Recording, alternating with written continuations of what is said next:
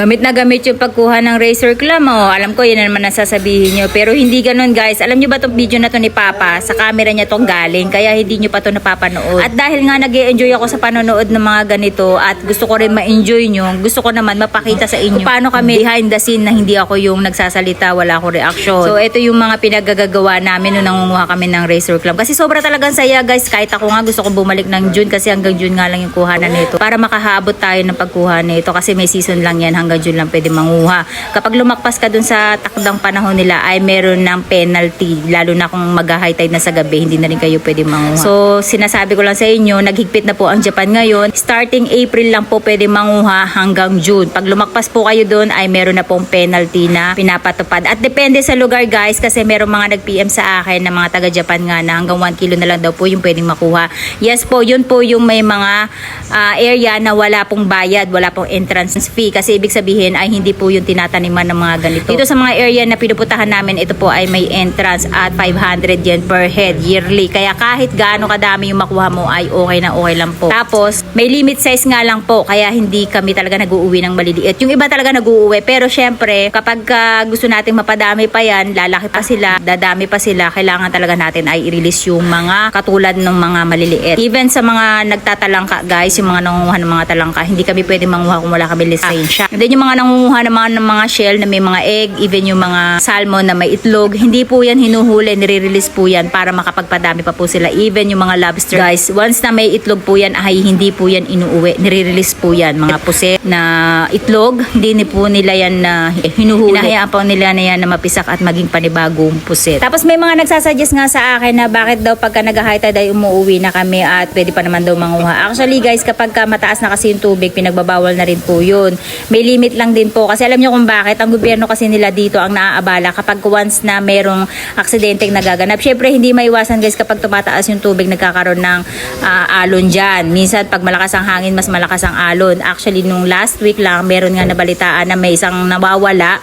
Kung bakit nakita na nawawala, ay yung kanyang buckets nandun lang sa pangpang. As is yung mga nahuli niya na nandoon. Pero yung nangunguha ay hindi na nakabalik. So, yun po yung isa sa mga abala sa gobyerno nila na kailangan pang gumamit ng search rescue. Syempre, yung mga helicopter, yung mga boat, gasolina po lahat yan. Kaya hanggat maaari para maiwasan yung mga aksidente na katulad nun ay ipinagbabawal nila pag tumungtong na ang pag-high tide at pagdilim. Tapos meron kasi nga iba naman kapag dumidilim na, guys, hindi naman talaga yung clams na yung target nila kundi yung mga alimasag, which is bawal na bawal po manguha ng alimasag kung hindi po tayo lisensyado dito sa Japan. Sa isda, hindi sila mahigpit kung ikaw ay nagpi-fishing, kaya nakikita nyo yung lola nyo kahit maliit inuuwi ko. Pwede po yun. Ang hindi lang po pwede talaga kapag mangunguha kayo ng mga shell food without license, napakalaki po ng penalty nyo, nagkakahalaga po na 1.2 million in peso. Actually, ang dami na po nahuhuli ng mga ganyan, usually mga foreigner talaga, hindi ko nasasabihin kung anong bansa yun, napabalita talaga sila sa TV. Tapos ang mga nagre-report talaga mismo sa kanila ay yung mga mamamayan ng Japanese na malapit na nakatira doon sa dagat, kasi makikita nila yan during low tide sa gabi, merong mga parang naka-flashlight sa gabi. Tapos ang target nilang kuhanin ay yung mga alimasag, yung mga sea cucumber at kung ano-ano pa. Kaya kung ikaw ay walang lisensya at ikaw ay nangunguha sa gabi, ito ay lalabas na pagnanakaw. Actually, guys, last 7 years ago, meron talaga nakukuhanan nito sa may bandang Fukuoka na malapit din sa tower, kung saan yung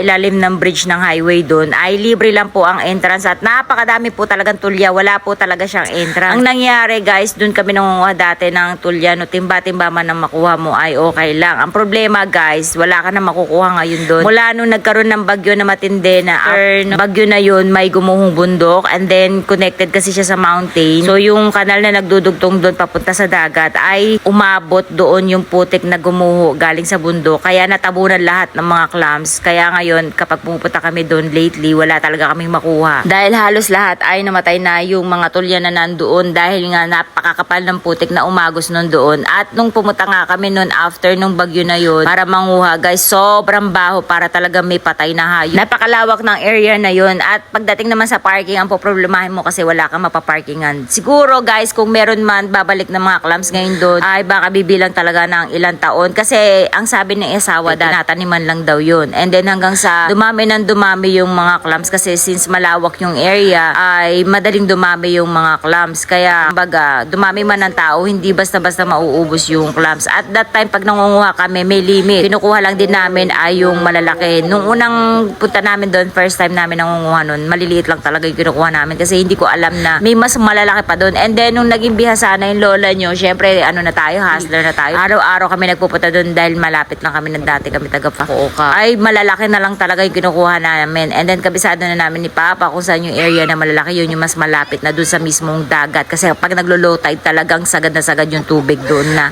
iga talaga guys. Kaya yung mga may bata, doon sila sa may part na kung saan mas madaling makaahon kahit na mag-high tide agad. And then napakadami din sa akin nagpi-PM, nagtatanong kung lahat daw ba ng dagat ay meron itong razor clam. Actually guys, napakalapit namin sa dagat doon sa tinitira namin ngayon. Pero wala siyang makukuhang ganito. Kasi usually, nagkakaroon ng mga ganito, lalo na kung hindi talaga original from Japan tong mga ganitong klase na shell, ay natataniman lang yan. Yung iba napapadpad lang and then hindi alam ng mga tao na may napapadpad na ganito. Tapos dumadami na lang sila hanggang sa ma-discover na lang ng mga Japanese or ng mga tao na meron pala ganito klase dito na ganitong shell. So, ayan, dumami na lang sila ng dumami hanggang sa ginawa ng gobyerno naman nila dito sa pinagkukuhanan namin na nilagyan nila ng entrance para magkaroon ng limitation yung pagkuha. At the same time ay para makapagbigay po sila ng mga sideline doon sa mga local na senior citizen na dito sa area nila. And then yung pinapasukan namin na entrance, actually lahat ng possible na pasukan nyo ay may nagbabantay. Kaya lahat yun ay may entrance na dadaanan. Wala ka talaga malulusutan kasi medyo mataas yung pinaka-bridge no na pagbababaan mo. Kaya yung may mga pwedeng lusutan yun, may mga tao doon. Kaya lahat yun ay local citizen lang po dito na binabayaran ng gobyerno para magbantay at para syempre mapakinabangan yung mga entrance ng tao. Kasi meron din sila nilalagay ng mga portable toilet dyan. Sila rin yung nagme-maintain ng mga damo-damo doon sa kanilang mga parking na available. Actually, napakalit lang din ng parking nila. Nagkakasya lang ang ilang daang sasakyan lang. Kaya kapag ka ganitong season guys, yung iba ay sa kalsada na pumaparada. At kapag pumarada ka naman sa kalsada na hindi na siya masyado season, Monday to Friday, halimbawa nang ka na Monday to Friday, tapos hindi ka nagpunta doon sa may parking, doon ka nagparking sa labas dahil gusto mo mas mapalapit ka papunta dito sa dagat, yun po ay napakalaki ng penalty kapag ikaw ay nadaanan ng police. Yes, isa't kalahating lapad din po siya o nagkakalaga din siya ng 5,000 peso kapag nahuli kayo na nakapark sa kalsada. Kaya kung pwede din naman kayo magpark dito sa loob, wala namang bayad yung parking. Ang may bayad lang talaga ay yung entrance. Yun nga lang talaga, malayo kayo sa parking dun sa bababaan papunta dito sa dagat. Kaya kung gusto natin mag-enjoy ay sumunod tayo sa tamang rules para hindi tayo masayangan ng mga penalties. Tapos itong nakikita nyo na to, bakit kami lakad ng lakad? Kasi napakabilis talaga guys ng pag-akit ng tubig. Merong season o yung araw na pagka nag-low tide, matagal yung akit ng tubig. Meron naman talaga guys, pagbaba ng tubig, ultimano ay aakit na agad yung tubig. So kinakailangan kapag ganito ay makaaon na agad kami kasi may area kasi dito na medyo yung buhangin niya nagmimix ng putik. So ang hirap maglakad guys, minsan nalulubog yung boots mo at ang hirap iahon, lalo na kung ikaw ay matatakotin na katulad ng lola nyo. Kapag lumulubog ako talaga napapasigaw ako ng todo. Tapos ito si Papa, yan may pinapakita sa atin. Ito pala ay itlog ng moon snail at ang combination nito guys ay sand tsaka yung mucus ng pinakaitlog nila. Ito pala kapag ka natuyo to, magiging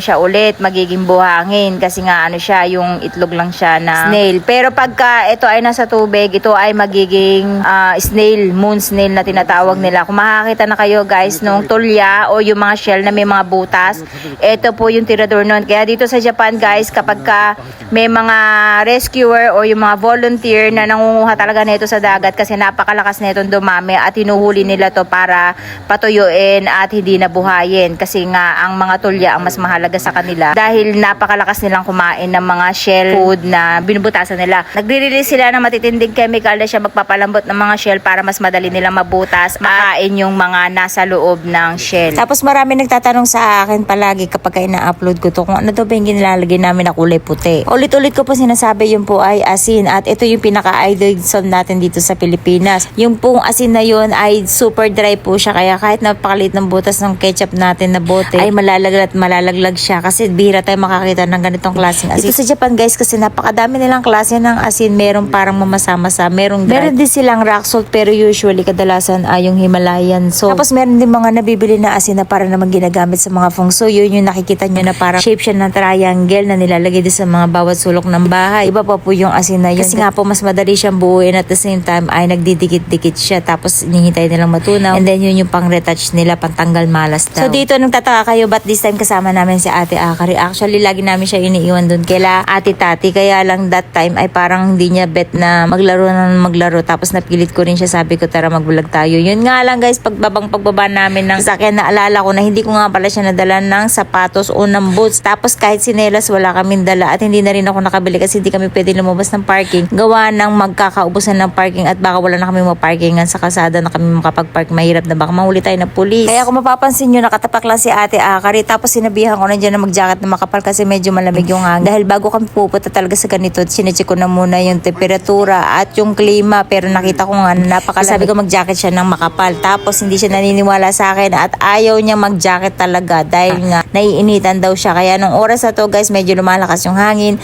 ay medyo lumalamig. Kaya nung bago kami matapos, ayan, lamig na siya niyan. Kaya umahon na rin kami kahit na napakalawak pa ng area na hindi pa inaakitan ng tubig. Kaya alam niyo na minsan talaga pag pumupunta kami sa mga ganito, mas gusto ko pang kami na lang ni Papa. Kasi si Papa, hanggat gusto ko ay hindi yan aahon. Pero pag may mga kasama kaming bata, syempre pag nainit, wala kang magagawa kundi matapos na. Syempre concerned din ako kay Ate Akari dahil wala nga siya sinelas. Habang nagpupunta kami doon sa part ng unahan, ay medyo dumadami na yung talabashell at yung iba't ibang mga patay na shell na pwedeng makasugat sa paa niya. Kaya naawa na rin ako kaya sabi ko, sige okay na to kahit nakakalahati pa lang tayo. Although nanghihinayang talaga ako kasi gusto ko mabawi yung gasolina namin, yung toll gate namin at yung aming entrance. Pero dahil ang bilis nga na akit at tubig, sabi ko na lang ay umahon na lang nga di kami dahil nga bukod sa nakatapak si Ate Akari ay nag-worry din ako dahil nga baka magkasakit siya. At alam nyo ba na pagka-uwi nga namin ng bahay kinabukasan ay nilalagnat nga si Ate Akari kasi hindi niya kinayang lamig. Hindi ko alam kung dito siya nilamig o dun sa aircon namin kasi dun siya nakatapat dun sa may aircon ng kotse namin nung kami ay natulog. Ayaw niya tumabi sa amin at dun na nga siya nakatulog sa pangalawang row ng upuan kung saan mas tutok ang aircon dun. Tapos nakakatuwa lang, kwento ko lang kahit hindi siya related dito. Yung nga kinabukasan dahil ang taas ng lag ni Ate Akari, akala ko hindi siya matutuloy sa gala nila ng kaklase niya. And then all of a sudden bigla siya nagbihis at umalis. Sabi ko akala ko ay okay na siya, hindi pa pala. Tapos pagbalik niya may dala na siyang bulaklak at ng chocolate. Yung pala ibibigay niya sa akin. So napilitan lang siya umalis kasi nga gusto niya ako surprisahin para bilhan ng bulaklak dahil nga alam niya ay uuwi na ako ng Mother's Day. Kaya gusto niya na i-advance yung pagbibigay sa akin ng bulaklak at syempre tuwan-tuwa din naman ako kasi nga alam niya na yung edad ni Ate Akari niya. Bihira din yung mga ganyan sweet na bata at kinuha niya pa nga yung pambili ng bulaklak niya doon sa allowance na binigay din namin ni Papa sa kanya. Tapos kwento ko nga pala sa inyo, dapat turn nito pagkuha namin dediretso kami kay Ate Tati. Kaso bigla nga siya nag-text dahil lumabas nga sila Ate Aska at sinabi nga niya sa akin na pagod siya kaya bukas na lang daw kami pumunta. Kaya hindi kami natuloy ng kinagabihan pero dahil nga nilalagnatan si Ate Akari no, kinaumagahan ay hindi na rin kami tumuloy. Sabi ko umuwi na nga lang kami na dapat ay mamunguha pa rin kami ng another tulya sa ibang lugar na lang sana kung hindi kami nagkaroon ng aberya sa pagkakasakit ni Ate Akari. Oh my God. うわ、マジで。やべえ。やべえ。やべえ。 Nakakatakot guys, malubog dito. やばい。 What? Let's get it oh. 沈むぞ。 Yabang. おお、危ね Yabang. え。ね、足入っちゃうよ。ちょっとその砂洗おうよ、マルコ。 Oh, so, arate. Ito mati. Arate. Mag-arate ka doon, sinelas ka. Ito yung sinelas mo. あっちの階段のとこでもいいかもね。 So ayan guys, nandito naman tayo ngayon sa parking. Tapos matutulog muna kami kasi antok na kami at yung bata nga ang sarap ng tulog sa sobrang pagod niya. Ayun oh, tulog na tulog oh. Ang sarap ng tulog na pagod. So magsi-CR muna tayo. Dito kami matutulog ngayon. Kung makikita nyo guys, ang daming camp van dito. Ayan. Kasi libre lang matulog dito sa service area. May toilet pa. Pakita ko sa inyo yung toilet. Sana walang tao para makita niyo yung toilet. Ito yung lalaki. Ito yung pambabae. Tapos dito naman yung mga disabled, pang matanda, buntis, bata. Ganun. Gandang toilet. Diba parang museum? Approve. Diba? Tapos dito may lababo.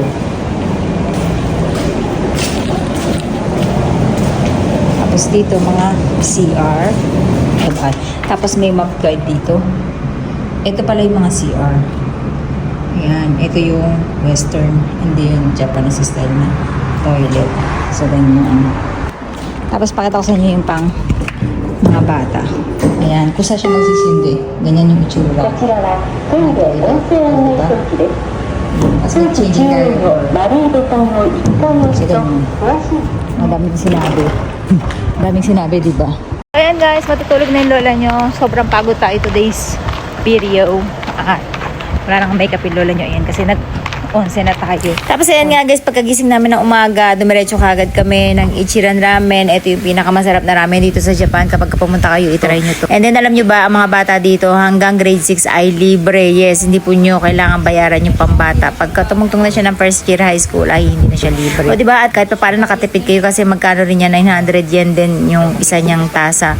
Tapos, syempre, daluwi yung lola nyo ng Pilipinas. Syempre, sinulit na natin to dahil hindi ko alam kung kailan pa ako makakabalik. At matagal-tagal din ako hindi nakakain ng ramen actually. At alam nyo bang habang ini-edit ko to, nabubisit ako kasi alam nyo kung anong oras na 2:00 ng madaling araw. Pero ini-edit ko pa din to. Tapos hindi pa naman kumakain ng lola nyo sa gabi. Kaya lalo na lang nadagdagan yung visit ko at guto. Tapos ang sarap-sarap ng kain ko dito. Alam nyo ba guys na napakasarap nito. Kaya naman bukas na bukas ay itatry ko magluto nito dahil may dala tayo nito. At bumili nga akong papasalubong na ay ipapatikim ko kay Kuya Gio nyo at doon sa iba kong pamilya na may-miss na rin nila ang ramen. Kasi ang nanay ko at mga kapatid ko nakatikim na rin nito dahil pumupunta rin sila sa Japan kapag nagtuturis sila. Siyempre, pinapatakim ko rin itong masarap na ramen na to. At alam nyo ba, ang pagkain ng ramen na to, pinakamasarap niya guys. Yung baboy niya, itatapigs nyo mismo sa pinakakanin nyo and then lagyan nyo ng nakote sibuyas sa ibabaw. Grabe, sobrang sarap. Kaya naman umuwi yung lola nyo dito sa Pilipinas. Ay nagdagdagan naman yung tabang natin kasi nga pagkakain nito guys. Parang ang sarap matulog tapos nag-uulan pa nitong araw na to kung kailan kami pa uwi. Kaya ayan, bumili ang lola nyo para lulutuin natin. Bukas, abangan nyo yung ating vlog para damay-damay na naman tayo sa gutom at takam. Siyempre, after that ay umuwi na kami at ang gusto ko talaga sa biyahe guys kapag pauwi kasi nakikita ko yung mga bundok.